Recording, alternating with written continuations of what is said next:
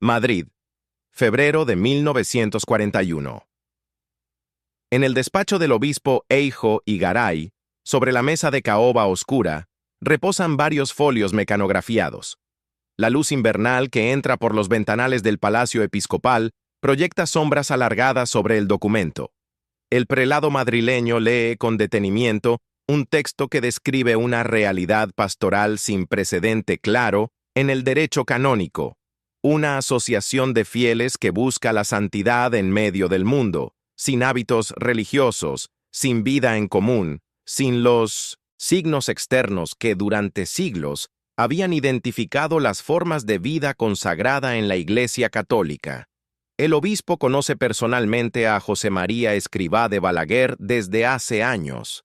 Sabe de su trabajo sacerdotal.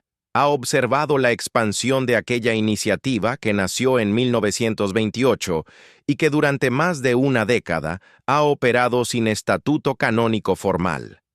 Ahora, después de una guerra civil devastadora que interrumpió casi todo, llega el momento de definir jurídicamente lo que existe de hecho. El prelado levanta la vista del documento y contempla por la ventana la ciudad reconstruyéndose lentamente. Sabe que lo que tiene ante sí plantea cuestiones complejas. No se trata simplemente de aprobar otra cofradía piadosa, ni de erigir una nueva orden religiosa. La propuesta habla de celibato apostólico para laicos que permanecen en sus profesiones civiles, de obediencia sin votos públicos, de pobreza vivida sin renuncia a la propiedad privada.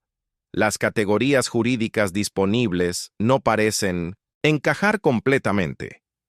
Si este relato de tensiones entre lo nuevo y lo establecido te interesa, considera suscribirte al canal para seguir explorando momentos decisivos en la historia de instituciones católicas.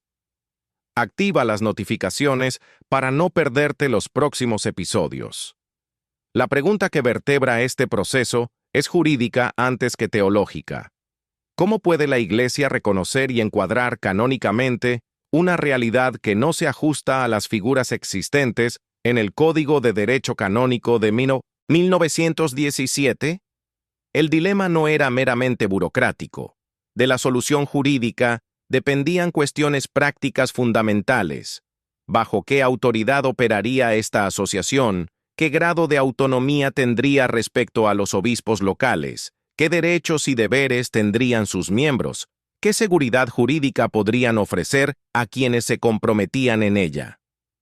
Durante 6 años, entre 1941 y 1947, se desarrolló un proceso que obligó a búsquedas creativas en el derecho canónico y a negociaciones delicadas con instancias diocesanas y romanas. Para comprender la complejidad del proceso es necesario recordar brevemente el punto de partida.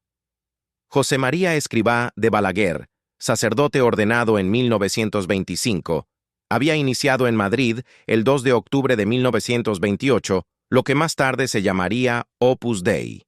La intuición fundacional, según sus propias descripciones posteriores, consistía en promover la búsqueda de la santidad cristiana en medio de las actividades ordinarias de la vida secular, sin abandonar la profesión, sin vestir hábito religioso, sin encerrarse en conventos. Esta visión pastoral no era completamente inédita en la tradición católica, pero la forma específica que adquiría en aquel proyecto sí planteaba novedades. Durante la década de 1930, el trabajo se desarrolló principalmente entre estudiantes y jóvenes profesionales en Madrid, con actividades de formación espiritual, retiros, dirección de conciencia. La Guerra Civil Española interrumpió bruscamente esta labor entre 1936 y 1939. Escrivá pasó parte de la contienda en zona republicana, en condiciones difíciles, y posteriormente en zona nacional. Al terminar la guerra en 1939, el trabajo pudo reanudarse. En esos primeros años posteriores a la guerra, la actividad del Opus Dei carecía de reconocimiento canónico formal. Operaba con la tolerancia y el conocimiento de las autoridades diocesanas, pero sin estatuto jurídico propio dentro de la Iglesia. Esta situación provisional podía mantenerse mientras la labor fuera reducida y local, pero planteaba problemas conforme la obra crecía y aspiraba a extenderse más allá de Madrid. Sin personalidad jurídica canónica, el Opus Dei no podía poseer bienes eclesiásticos, no podía establecer casas de formación con estatuto claro, no podía garantizar derechos a sus miembros ni exigirles obligaciones jurídicamente vinculantes dentro del orden canónico. La necesidad de un reconocimiento formal se hacía evidente. El primer paso formal se dio en 1941. Eijo y Garay, obispo de Madrid-Alcalá, erigió el Opus Dei como Pía Unión Diocesana el 19 de marzo de ese año. Esta figura jurídica existía en el derecho canónico y se utilizaba para asociaciones de fieles con fines piadosos o caritativos. La aprobación diocesana concedía personalidad jurídica dentro de los límites de la diócesis de Madrid. Los estatutos presentados describían los fines espirituales de la asociación y establecían normas básicas de funcionamiento. Sin embargo, esta solución inicial resultó insuficiente casi desde el principio. Una pía unión diocesana estaba bajo la autoridad del obispo local y su ámbito se limitaba a esa diócesis. Si el Opus Dei quería expandirse a otras diócesis españolas, necesitaría la autorización de cada obispo local y quedaría fragmentado en múltiples entidades diocesanas sin unidad jurídica real. Además, la figura de pía unión no contemplaba adecuadamente compromisos estables de celibato, ni estructuras de gobierno interno con cierta autonomía, ni la incorporación de sacerdotes con funciones específicas dentro de la asociación. La tensión jurídica fundamental radicaba en que el Opus Dei no era ni una orden religiosa, ni una simple asociación de fieles. El Código de Derecho Canónico de 1917 conocía fundamentalmente dos grandes categorías para quienes buscaban la perfección cristiana de forma organizada: los religiosos, que emitían votos públicos y vivían en comunidad bajo una regla aprobada, y los miembros de sociedades de vida común sin votos públicos, que se asemejaban a los religiosos en muchos aspectos. También existían las asociaciones de fieles, mucho menos estructuradas, sin compromisos estables de vida consagrada. El proyecto del Opus Dei no encajaba en ninguna de estas categorías. Sus miembros no vivían en común, no vestían hábito, no emitían votos públicos, pero sí asumían compromisos personales de celibato apostólico y obediencia. Vivían una vida espiritual intensa y se consideraban plenamente dedicados a los fines de la asociación mientras permanecían en sus profesiones civiles. No había molde jurídico exacto para esto. Escrivá y sus colaboradores eran conscientes de esta dificultad. Durante los años siguientes a la aprobación diocesana de 1941, trabajaron en varias direcciones.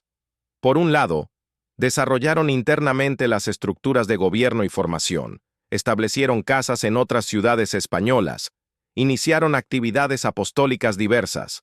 Por otro, buscaron una solución canónica más estable y universal. La expansión de hecho hacía urgente la solución de derecho. En 1943, el Opus Dei tenía ya presencia en varias ciudades españolas y comenzaba a plantearse la posibilidad de extenderse a otros países. Cada expansión generaba la misma pregunta: ¿con qué estatuto jurídico operará en cada lugar? La búsqueda de soluciones llevó a considerar diversas figuras canónicas existentes. Una opción era constituirse como unión pía primaria, es decir, aprobada directamente por la Santa Sede en lugar de por un obispo diocesano. Esto daría carácter universal y cierta autonomía respecto a las autoridades locales, pero seguía siendo una figura pensada para asociaciones, sin los compromisos estables que el Opus Dei contemplaba. Otra opción era la figura de sociedad de vida común sin votos públicos, pero esto implicaba cierta asimilación a los religiosos, con vida en común y separación del mundo, justo lo que el Opus Dei no quería. Se exploró también la posibilidad de estructurarse como instituto secular, pero en 1943 esta figura aún no existía formalmente en el derecho canónico. En este contexto de búsqueda, Escrivá viajó a Roma en 1946. El viaje tenía varios propósitos, pero uno central era avanzar en la cuestión del reconocimiento canónico. En Roma, Escrivá y sus colaboradores mantuvieron conversaciones con autoridades de la curia romana, explicaron la naturaleza del Opus Dei, presentaron documentación sobre su funcionamiento y sus fines. Las reuniones revelaron incomprensiones y reticencias. Algunos prelados romanos no acababan de entender cómo podía haber celibato apostólico sin votos religiosos, cómo podía haber obediencia sin vida en común, cómo podía mantenerse la radicalidad evangélica en medio de las actividades profesionales seculares. Había sospechas sobre si se trataba de una forma encubierta de vida religiosa o sobre si los compromisos asumidos tenían verdadera consistencia. Había también cuestiones de competencia. ¿Qué dicasterio romano debía ocuparse de esta realidad? Si la congregación de religiosos, si la de concilios, si otra. Mientras se desarrollaban estas gestiones romanas, en 1947 ocurrió un acontecimiento decisivo en el derecho canónico que abrió una vía de solución. El Papa Pío XII promulgó el 2 de febrero de 1947 la Constitución Apostólica, Provida Mater Ecclesia, que por primera vez en la historia del derecho canónico reconocía y regulaba formalmente los institutos seculares. Esta nueva figura jurídica estaba pensada precisamente para realidades como el Opus Dei, asociaciones cuyos miembros se consagran a Dios mediante votos u otros vínculos sagrados de castidad, pobreza y obediencia, pero permaneciendo en el mundo, ejerciendo profesiones ordinarias, sin vida en común obligatoria ni hábito religioso. Los institutos seculares no eran religiosos en sentido canónico, pero tampoco simples asociaciones de fieles. Constituían una tercera vía, una forma de vida consagrada plenamente secular. La promulgación de Provida Mater Ecclesia fue resultado de un proceso más amplio de reflexión en la Iglesia sobre nuevas formas de vida cristiana. Durante las décadas anteriores, habían surgido diversas iniciativas en varios países europeos, grupos de laicos que querían vivir compromisos radicales sin entrar en órdenes religiosas tradicionales. La Santa Sede había estado estudiando estas realidades. El contexto de la Segunda Guerra Mundial, con su secularización forzada en algunos lugares, y la necesidad de presencia cristiana en ambientes alejados de la Iglesia, había acelerado esta reflexión. Provida Mater Ecclesia era la respuesta jurídica a una necesidad pastoral detectada en múltiples lugares. Para el Opus Dei, llegaba en el momento oportuno. Escrivá solicitó formalmente que el Opus Dei fuera aprobado como instituto secular.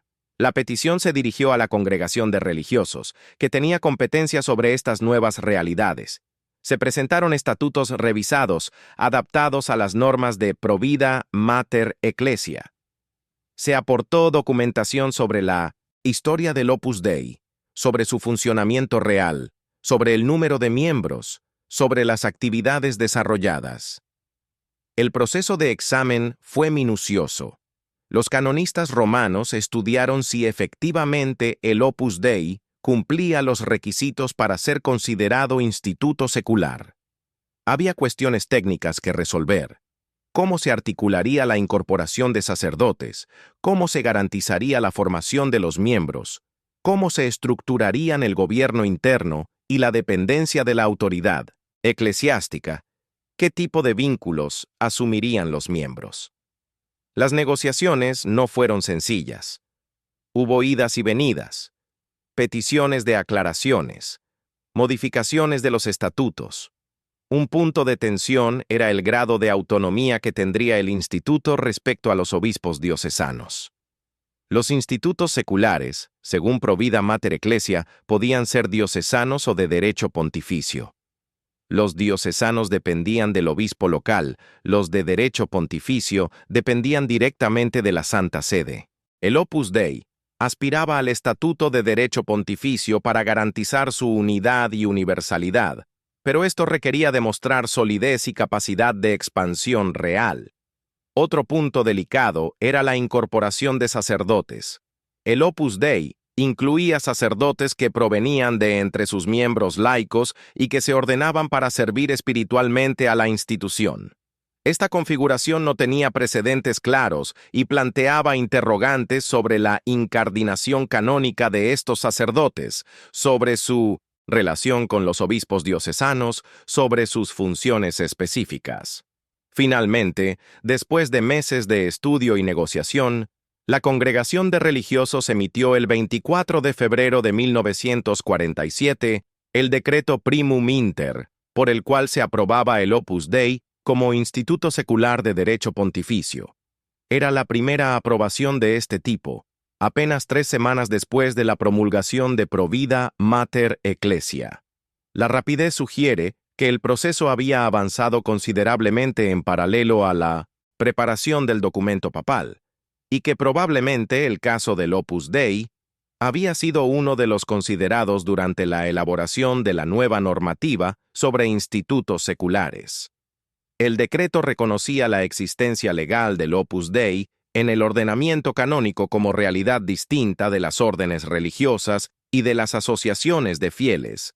Le concedía personalidad jurídica universal, establecía su dependencia directa de la Santa Sede y aprobaba sus estatutos fundamentales. La aprobación de 1947 resolvía las tensiones jurídicas principales, pero no todas las cuestiones. El Estatuto de Instituto Secular proporcionaba un marco legal adecuado, pero la novedad misma de esta figura implicaba que muchos aspectos prácticos quedaban por definir. La vida de los institutos seculares se iría configurando en la práctica, con la experiencia y con desarrollos posteriores del derecho canónico. Para el Opus Dei, la aprobación de 1947 supuso seguridad jurídica fundamental. Podía expandirse a otros países con estatuto claro, podía establecer centros de formación, podía admitir miembros con garantías canónicas, podía poseer bienes eclesiásticos. Al mismo tiempo, el encuadramiento como instituto secular planteaba limitaciones. La figura estaba pensada para asociaciones relativamente pequeñas, con estructuras sencillas. A medida que el Opus Dei creciera y se complejizara, el marco de instituto secular podría resultar estrecho. De hecho, en las décadas siguientes el Opus Dei seguiría buscando fórmulas jurídicas más adecuadas a su naturaleza específica. La aprobación de 1947 no fue el punto final del proceso de configuración canónica, sino una etapa importante pero provisional. En 1950 se obtuvo la aprobación definitiva como instituto secular, con estatutos más desarrollados. En 1982, el Opus Dei sería erigido como prelatura personal, una figura que muchos consideran más ajustada a su realidad pastoral. Pero todo ese desarrollo posterior se hizo posible por el paso dado en 1947, cuando por primera vez el Opus Dei obtuvo un reconocimiento canónico universal y estable. El proceso entre 1941 y 1947 ilustra cómo las realidades pastorales pueden tensar las estructuras jurídicas de la Iglesia, obligando a búsquedas creativas y a desarrollos del derecho. No fue un proceso conflictivo en el sentido de enfrentamiento, pero sí estuvo marcado por tensiones entre lo nuevo y lo establecido, entre la innovación pastoral y las categorías canónicas disponibles. La aprobación diocesana de 1941 como Pía Unión había sido un primer paso necesario pero insuficiente. La búsqueda de soluciones durante los años intermedios reflejó las dificultades reales de encuadrar una vocación laical radical en un derecho canónico pensado principalmente para religiosos y para clero diocesano. La promulgación de Provida Mater Ecclesia en 1947 proporcionó el instrumento jurídico que faltaba, y la rápida aprobación del Opus Dei como primer instituto secular demostró que existía voluntad eclesial de acoger estas nuevas formas de vida cristiana. Las tensiones jurídicas del periodo 1941-1947 tuvieron consecuencias prácticas inmediatas. Durante esos 6 años, el Opus Dei operó con inseguridad canónica, sin saber exactamente con qué estatuto definitivo contaría. Esto afectó a la expansión, que se hizo con prudencia, condicionada por la indefinición jurídica. Afectó también a los compromisos de los miembros, que se asumían sin plena claridad sobre su naturaleza canónica. La situación creaba incomodidades en las relaciones con obispos locales, que no sabían exactamente qué tipo de realidad tenían ante sí ni qué autoridad ejercer sobre ella. La solución de 1947 despejó estas incertidumbres y permitió un desarrollo más confiado. Es relevante considerar qué habría pasado si Provida Mater Ecclesia no se hubiera promulgado en 1947.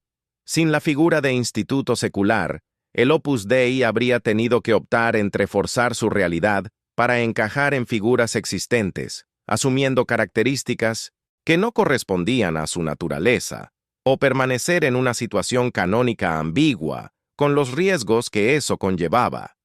La tercera opción habría sido esperar a que se desarrollara alguna otra figura jurídica adecuada, pero sin garantía de cuándo ocurriría. La coincidencia temporal entre la necesidad del Opus Dei y la creación de la figura de instituto secular fue afortunada, aunque no completamente casual. El Opus Dei era una de las realidades que habían motivado la reflexión eclesial sobre nuevas formas de vida consagrada, aunque no la única. La documentación disponible sobre este proceso presenta lagunas. Los archivos del Opus Dei contienen los estatutos presentados y aprobados, la correspondencia oficial con las autoridades eclesiásticas, los decretos de aprobación. Los archivos vaticanos correspondientes a este periodo no están completamente accesibles. Las memorias y testimonios de protagonistas aportan información sobre las gestiones realizadas, pero naturalmente desde la perspectiva de quienes buscaban la aprobación. Sería valioso conocer con más detalle las deliberaciones internas de la congregación de religiosos, las dudas planteadas, los argumentos a favor y en contra, las influencias que actuaron en el proceso. Esta información permitiría reconstruir con más precisión las resistencias encontradas y cómo se superaron. Un aspecto poco estudiado es el papel de otros institutos seculares en formación durante el mismo periodo. El Opus Dei fue el primero en recibir aprobación formal, pero otras realidades similares estaban en proceso. Conocer cómo fueron sus experiencias, si encontraron dificultades similares, qué soluciones adoptaron, ayudaría a contextualizar mejor el caso del Opus Dei. Es posible que las dificultades encontradas no fueran específicas del Opus Dei, sino comunes a todas las realidades que buscaban este nuevo estatuto canónico. Es posible también que el Opus Dei, por ser el primero, tuviera que allanar un camino que después otros recorrieron más fácilmente. El papel del obispo Eijo y Garay merece atención específica. Su decisión de conceder la primera aprobación diocesana en 1941 fue fundamental. Sin ese paso inicial, el Opus Dei habría permanecido en la indefinición jurídica completa durante más tiempo. Eijo y Garay conocía personalmente a Escrivá, había seguido el desarrollo del Opus Dei desde sus inicios, tenía elementos de juicio sobre la seriedad del proyecto. Su aprobación diocesana dio credibilidad eclesial a la iniciativa y facilitó los pasos posteriores. Sin embargo, los límites de esa aprobación diocesana se hicieron evidentes pronto, mostrando que la benevolencia de un obispo no bastaba para resolver los problemas jurídicos de fondo. Igualmente significativo fue el viaje de Escrivá a Roma en 1946. Las fuentes disponibles indican que este viaje permitió contactos directos con autoridades romanas, explicaciones personales sobre la naturaleza del Opus Dei, aclaraciones sobre malentendidos. En una época donde las comunicaciones eran más lentas y las gestiones se hacían mayormente por correspondencia escrita, la presencia física en Roma permitía agilizar procesos, matizar explicaciones, responder a objeciones en tiempo real. Es probable que sin este viaje y los contactos establecidos, el proceso de aprobación hubiera sido más largo y complicado. La cuestión de la financiación del Opus Dei durante este período de indefinición jurídica plantea interrogantes. Sin personalidad jurídica clara, la institución no podía poseer bienes eclesiásticos formalmente. Los centros de formación, las actividades apostólicas, los gastos de funcionamiento requerían recursos económicos. Se sabe que estos se obtenían mediante donaciones de benefactores y aportaciones de los propios miembros, canalizados a través de estructuras civiles. Pero la situación era jurídicamente frágil. La aprobación como instituto secular en 1947 permitió consolidar patrimonialmente la institución, adquirir inmuebles para sus actividades, establecer estructuras económicas más sólidas. La incorporación de sacerdotes al Opus Dei planteó complejidades específicas en el proceso de aprobación. En el derecho canónico, los sacerdotes pertenecen normalmente a una diócesis o a una orden religiosa. Los sacerdotes diocesanos están incardinados en una diócesis y dependen del obispo diocesano. Los sacerdotes religiosos pertenecen a su orden y dependen de sus superiores religiosos. El Opus Dei proponía una tercera vía: sacerdotes que provenían de entre sus miembros laicos, que se ordenaban para el servicio específico de la institución, pero que no eran ni diocesanos en sentido estricto ni religiosos.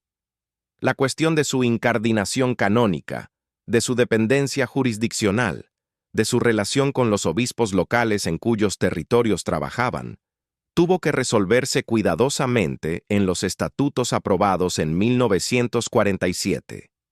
Otro punto de fricción potencial era la cuestión de la dirección espiritual de los miembros del Opus Dei. Tradicionalmente, la dirección espiritual de los laicos la ejercían sacerdotes diocesanos o religiosos, bajo la jurisdicción de los obispos locales. El Opus Dei organizaba la dirección espiritual de sus miembros internamente, con sacerdotes propios de la institución. Esto podía interpretarse como sustracción de fieles a la jurisdicción ordinaria de los obispos. Los estatutos de 1947 tuvieron que precisar que esta dirección espiritual interna era compatible con el respeto a la autoridad episcopal y que no implicaba jurisdicción paralela o competencia con la autoridad diocesana. La relación del Opus Dei con otras realidades eclesiales durante este periodo formativo presenta aspectos poco explorados. ¿Cómo veían otras órdenes religiosas y congregaciones la aparición de esta nueva forma de vida consagrada? ¿Hubo colaboración, indiferencia, competencia? ¿Cómo reaccionaron las asociaciones de laicos existentes ante una realidad que combinaba elementos de vida consagrada y vida laical? Estas dinámicas eclesiales influyeron en el clima en que se desarrolló el proceso de aprobación. Si el Opus Dei era visto con simpatía por sectores influyentes de la Iglesia, el proceso se facilitaba. Si había recelos o incomprensiones, se complicaba. La dimensión teológica de las tensiones jurídicas merece consideración. El problema no era solo encontrar el artículo apropiado del Código de Derecho Canónico. El fondo de la cuestión era si la Iglesia reconocía teológicamente válida la vocación a la santidad en medio del mundo, vivida con radicalidad evangélica, pero sin los signos tradicionales de la vida consagrada. ¿Podía un laico que permanecía en su profesión civil, que vestía como cualquier ciudadano, que vivía en un apartamento ordinario, tener una vocación tan auténtica y exigente como la de un monje o una monja? La respuesta teológica afirmativa estaba implícita en la tradición católica, pero su explicitación jurídica era reciente. Provida Mater Ecclesia representó un desarrollo doctrinal en este sentido, un reconocimiento oficial de que la llamada universal a la santidad podía vivirse en formas diversas, no solo en las tradicionales. Las tensiones entre universalidad y localidad también marcaron el proceso. Una aprobación meramente diocesana confinaba al Opus Dei a Madrid, fragmentaba su unidad, lo subordinaba a autoridades locales cambiantes. La aprobación pontificia garantizaba unidad, universalidad, cierta autonomía, pero la Santa Sede era reacia a conceder aprobaciones pontificias a realidades pequeñas o no probadas. El Opus Dei tuvo que demostrar que no era un fenómeno local pasajero, sino una realidad con capacidad de expansión y permanencia. Los años entre 1941 y 1947 sirvieron también para esta demostración práctica. El contexto histórico español de la década de 1940 tuvo impacto en este proceso. La España de la posguerra civil era un país en reconstrucción, con la Iglesia Católica recuperando posiciones después de la persecución religiosa en 1900, zona republicana durante la guerra. El régimen de Franco favorecía a la Iglesia y otorgaba privilegios. Este clima facilitó el trabajo del Opus Dei en España, pero también generó ambigüedades en la percepción externa de la institución. En Roma, algunos podían preguntarse si el Opus Dei era una realidad genuinamente espiritual o un producto del nacionalcatolicismo español. Estas sospechas externas tuvieron que ser disipadas mediante la demostración de que los fines del Opus Dei eran estrictamente pastorales y no políticos, y que su expansión potencial no se limitaba a España. La figura de José María Escrivá resulta central en todo este proceso, aunque las reglas de este análisis nos previenen contra personalizar excesivamente. Fue él quien mantuvo la visión clara de lo que se buscaba, quien rechazó soluciones jurídicas que desnaturalizaran el carisma fundacional, quien negoció con las autoridades eclesiásticas, quien finalmente obtuvo la aprobación. Su capacidad de explicar la naturaleza del Opus Dei, su paciencia en las negociaciones, su firmeza en los aspectos esenciales y su flexibilidad en los accesorios fueron factores personales relevantes. Pero el proceso no dependió solo de él. Hubo colaboradores que trabajaron en la elaboración de estatutos, canonistas que asesoraron, prelados que apoyaron. La aprobación de 1947 tuvo consecuencias para el desarrollo del derecho canónico de los institutos seculares. Al ser el primero, el Opus Dei estableció precedentes. Sus estatutos sirvieron de referencia para otros institutos seculares que vinieron después. Los problemas que se resolvieron en su caso ayudaron a clarificar la figura jurídica misma. Las normativas posteriores sobre institutos seculares, desarrolladas en los años 50 y 60, reflejaron en parte la experiencia acumulada con el Opus Dei. En este sentido, las tensiones jurídicas del Opus Dei contribuyeron a madurar una figura canónica que benefició a toda la Iglesia. El proceso también reveló las limitaciones del derecho canónico de 1917. El Código de 1917 había sido un esfuerzo monumental de codificación del derecho de la Iglesia, pero inevitablemente reflejaba las realidades eclesiales del siglo XIX y comienzos del XX. Las nuevas formas de vida cristiana que surgían en el siglo XX no encajaban fácilmente en ese marco. La promulgación de Provida Mater Ecclesia en 1947 fue una corrección legislativa, un desarrollo del derecho canónico para acoger nuevas realidades. Este proceso de adaptación del derecho a la vida continuó después, culminando en la Reforma General del Código de Derecho Canónico en 1983. El caso del Opus Dei, entre 1941 y 1947, fue un episodio dentro de esta dinámica más amplia de evolución del derecho eclesial. Las tensiones jurídicas tuvieron también dimensión humana. Los miembros del Opus Dei, que asumieron compromisos antes de 1947, lo hicieron sin plena certeza jurídica sobre lo que implicaban esos compromisos canónicamente.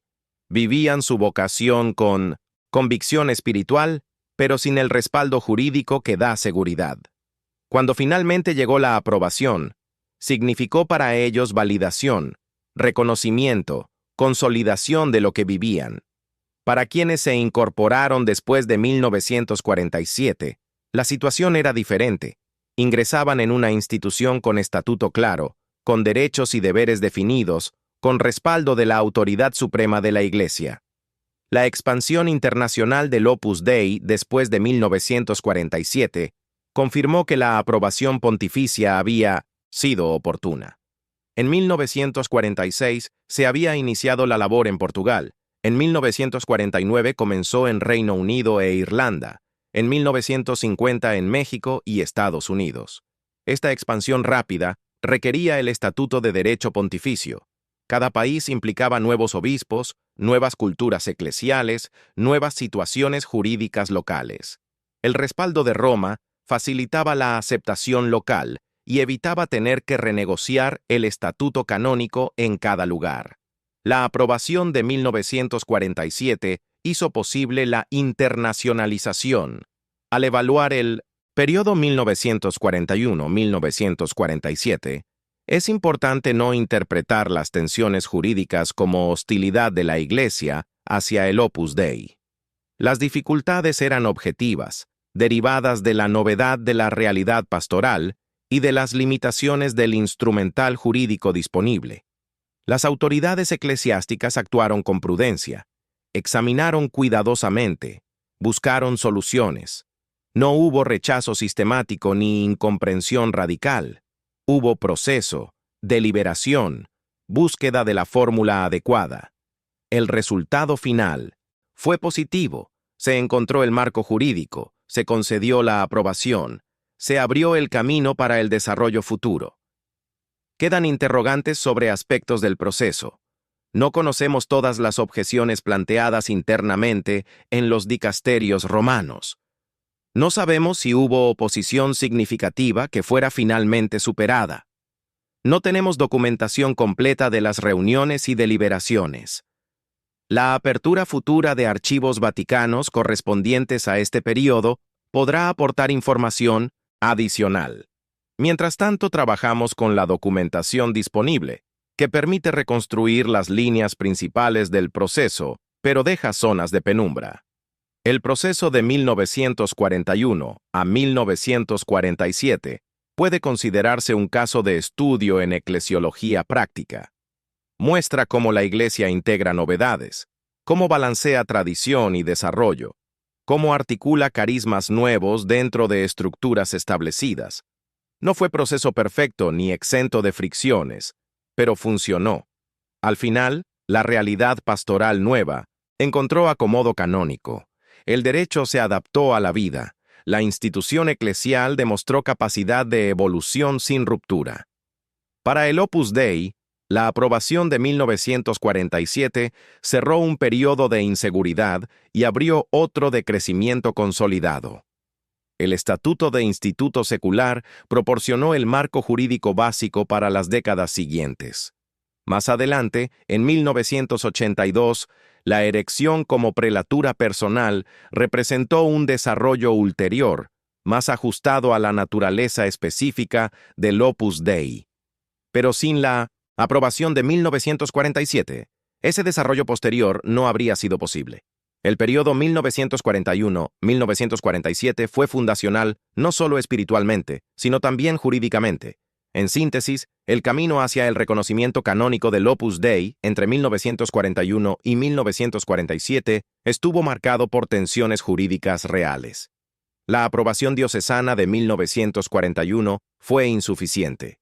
La búsqueda de soluciones durante los años intermedios reflejó las dificultades de encuadrar una vocación novedosa en categorías canónicas tradicionales. La promulgación de Provida Mater Ecclesia en 1947 proporcionó el instrumento jurídico necesario.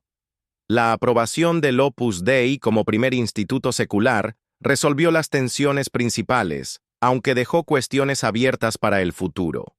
El proceso ilustra la dialéctica entre carisma y derecho, entre innovación pastoral y estructura canónica, entre vida eclesial y norma jurídica. Esta dialéctica es constante en la historia de la Iglesia y seguirá produciendo tensiones creativas en el futuro. La aprobación de 1947 también tuvo significado simbólico. Demostró que la Iglesia Católica, frecuentemente vista como institución rígida y conservadora, tenía capacidad de reconocer y acoger formas nuevas de santidad cristiana.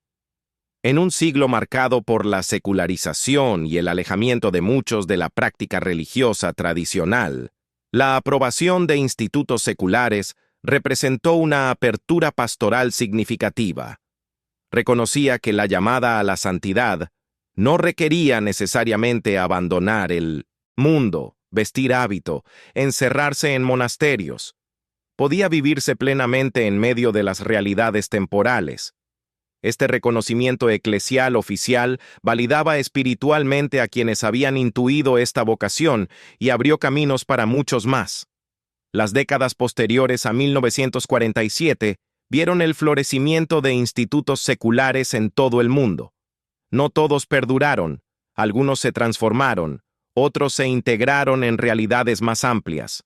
El Opus Dei fue, con diferencia, el de mayor desarrollo, numérico y geográfico. Pero el fenómeno de los institutos seculares como tal fue significativo en la Iglesia del siglo XX. Representaron una respuesta eclesial a los desafíos de un mundo secularizado, un intento de presencia cristiana en sectores de la sociedad alejados de las estructuras eclesiásticas tradicionales. El éxito o fracaso de este proyecto pastoral es tema de evaluación histórica todavía abierta. Para concluir esta reconstrucción del periodo 1941-1947, conviene recapitular sin repetir. El Opus Dei necesitaba reconocimiento canónico para consolidarse y expandirse. El derecho canónico vigente no tenía categoría exacta para su realidad. La aprobación diocesana de 1941 fue paso inicial insuficiente. Durante 6 años se buscaron soluciones creativas. La promulgación de Provida Mater Ecclesia en 1947 aportó el instrumento jurídico necesario. La aprobación del Opus Dei como primer instituto secular resolvió las tensiones jurídicas principales y abrió el camino para su desarrollo posterior. Este proceso revela dinámicas importantes de la vida eclesial. La tensión permanente entre carisma y estructura, la necesidad de que el derecho se adapte a realidades nuevas, la capacidad de la Iglesia para integrar novedades sin romper con la tradición. El estudio de este periodo tiene relevancia no solo histórica, sino también eclesiológica. Plantea preguntas sobre cómo la Iglesia reconoce y valida nuevos carismas, sobre la relación entre autoridad y creatividad pastoral, sobre los mecanismos de cambio institucional en una organización que se considera depositaria de una verdad inmutable. El caso del Opus Dei entre 1941 y 1947 ofrece material empírico para reflexionar sobre estas cuestiones teóricas. Es un episodio específico que ilustra dinámicas generales. Si este análisis del proceso de reconocimiento canónico del Opus Dei te ha resultado interesante, considera compartir tus reflexiones en los comentarios. ¿Crees que las instituciones deben priorizar la innovación o la estabilidad jurídica?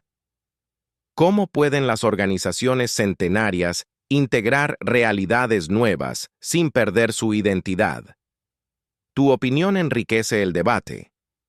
Si aún no estás suscrito al canal, hazlo ahora para seguir explorando momentos decisivos en la historia de la Iglesia Católica.